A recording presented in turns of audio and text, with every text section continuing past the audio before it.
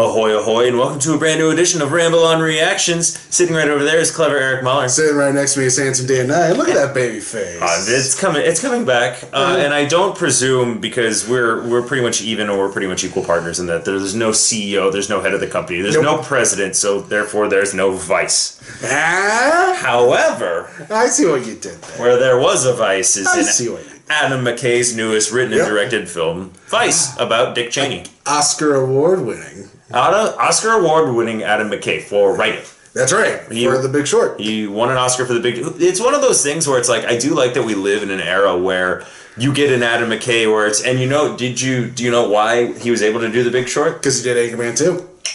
Which is good, because Anchorman 2 is not that great. Yeah, it's fine. I mean, they come back and they, you can only do, retread so much, but... we got The Big Short out of it, so That's right. And he won an Oscar, so we digress. Tell me a little bit about Vice. So Vice is Adam McKay's love letter to Dick Cheney, our 43rd president of the United States, hey, wait a minute. Technically the 45th vice president. Okay, I was going to say, whoa. Wait, hold on. You said a lot of things. You said 43rd president or 45th vice president? Well, where are you going with this? Where was he going with this? Well, technically, if you look at it, Dick Cheney did a lot of the work behind the scenes. Oh, I'm sure. I'm sure that's what this says. And yeah, pretty much that's what it says. That's why the joke is he was technically the president, but he was the vice president. Is it one of these things where if, reality lives here, Adam McKay's version of the world is, way over here and, up? Yes. Okay. So, what about, so that's history, but what about the movie? Tell me a little bit about the movie. So the movie is more or less is a biopic of Dick Cheney. Okay. Where it's it shows him, young guy in Wyoming, just getting married. He's an alcoholic, and it's he finally gets his life together, gets his internship in D.C., and you see his rise to power.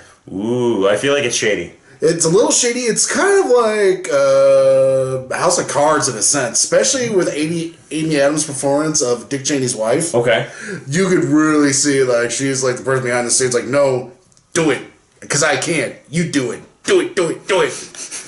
I like an idea of a cattle prod, just Well, they are in Wyoming, so she probably just had one available. Probably. Okay. There's even one scene where it's a young Dick Cheney running for Congress, and he's just bombing his campaign speech, and then he has a heart attack because he's Dick Cheney, and then Amy Adams has to take over, and she gives the way better speeches. Nice, that's good. Was he in Congress? Yeah. Oh, I don't know a lot about Dick Cheney. You'll learn a lot from. I'm going to watch the movie, which I'm not going to show you. It's right off camera. It's off camera. But, so, that's a little bit about what happens in the movie. Is there a lot of, Big Short, fourth wall, directly addressing the camera? Again, go back to your visual representation of, here's reality, and then this is where Adam McKay goes. There's a lot of that, unfortunately, and that's to the movie's detriment, I'd say. Okay. A lot of fourth wall, like I said, it kind of worked, like I said, when I thought that he was going with a House of Cards feel with the Cheneys, which I think would have worked. Yeah. But, they have, this guy who's a narrator, and they keep bringing him up and keep showing him, and there's no real payoff to that story. Unlike in The Big Lebowski where you get Sam Elliott. Correct. Okay. Yeah, this one's Jesse... Oh, what's his last name? He was in Breaking Bad. Oh, Jesse Pinkman? Yes, Jesse Pinkman. Oh, so it's Aaron... No, not the character. He was also in that really good episode of Black Mirror, Game Night. I forget the actor's name. I was going to say, because you said Pinkman, which is Aaron What's-His-Face, the second guy. I'd probably know him as well. But he's like I said, he's a voiceover guy. They're trying to make some kind of big payoff to who he is, and it's not there. And then there's just a lot of surreal moments where it's Adam K showing his humor, but it doesn't really work in this movie as well as it did in The Big Short. Yeah, because I think with The Big Short, since that was an ensemble cast, you could pull that off where you had different characters, different sides, different angles. This one, you're following Dick Cheney, who's done wonderfully by Christian Bale, who's probably going to die in 5 years. Oh my god, that guy. Can you imagine, imagine if there was a parent, and this parent was doing to their child's body what Christian Bale does to himself. It's literally a guy he's flip-flopping between our two bodies. Yeah. And it's not healthy. And, 50, 70 pounds less than me for The Machinist. Yes. His heart is gonna die. Yeah, that's what I said. Over 5 years.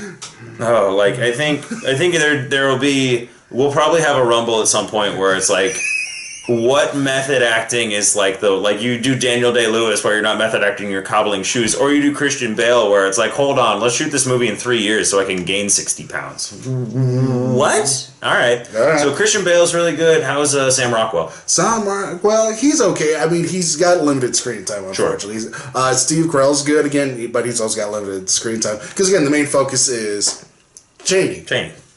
All right, so that's it. Was there anything, like you said there was a little bit of detriment. Was there anything really good, anything really bad? No, it's there. It's really unfortunate because it's a movie that's there and it should work. But like I said, Adam McKay goes too well into his wheelhouse with his surreal comedy and fourth wall breaks for its own good. So essentially, it's kind of like you lift the plot devices and the things that made The Big Short great. Yeah, and Tristan applies it to, like I said, to an episode of Game of Thrones, House of Cards, and it just doesn't mix well. That's unfortunate. And it's like putting peanut butter in your spaghetti. It's just... That made me think of the scene from Elf. So... Yeah. Could have been worse. All right, all that being said, grade this film. I'd give it a B-. Could be worse. Do you think there's been a lot of talk? Any kind of awards, you think? Bale will definitely get nominated. I think Adams will get nominated. And for writing again? Oh, she'll get nominated. Amy Adams, for acting. And I think they might do the She's Due. Oh, for Amy Adams? Yeah. Because she's won, correct? No. She doesn't have one yet? She's the new Leo. Well, I don't know if she's the new Leo yet. And we all know what Leo should have won for. Is this Leo I'm thinking of, or something else I was thinking of? I don't know. I never know what's going up in there. Oh, no, I was thinking of Scorsese. Yes, there you go. When Scorsese won his... For The Departed. But yeah, Vice. That was Vice. It's still in theaters, kind of. I'm sure there's going to be a lot more awards talk coming out. It's cheerful and depressing at the same time. So like a good The Cure song. Yeah, it's a Cure song. Happy Sad. So yeah, that was Eric's thoughts on Vice. Let us know what you thought, whether or not you agreed, whether or not you think Adam McKay is a golden god and can do nothing wrong, or whether we're right, because we always are. Bert was wrong. As always, like, comment, subscribe, share. Clever Eric Mahler. Handsome Dan 9. As always, Ramble on. Bye-bye.